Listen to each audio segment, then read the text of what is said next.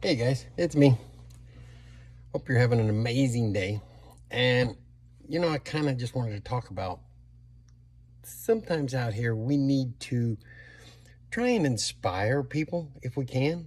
And in order to inspire those people, you might want to stop, let's say, on those first successes where, say, Johnny made $10,000 his first month into it. And the reason being is that has a tendency to kind of deflate a whole lot of people. Because for Johnny, that's amazing and that's cool. But Johnny's like one in maybe, well, thousands that within the first month would make 10 grand.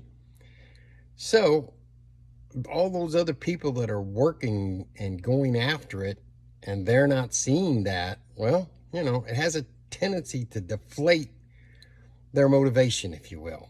And you want to kind of inspire people out here so they have some idea of where they're at and where they're going, and that they can make it.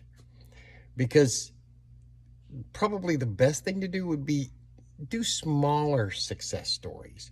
Like maybe it's that, you've figured out a way to actually have people opening your emails, or maybe it's something where you made your first sale today, or it could be anything, guys. Just do a little bit smaller successes, and it helps the majority of people to understand that it is possible for them to do it, and they can keep going to do it.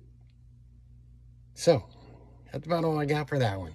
But let's help some of us out here. These people are kind of like a family in essence, trying to help one another. So enjoy.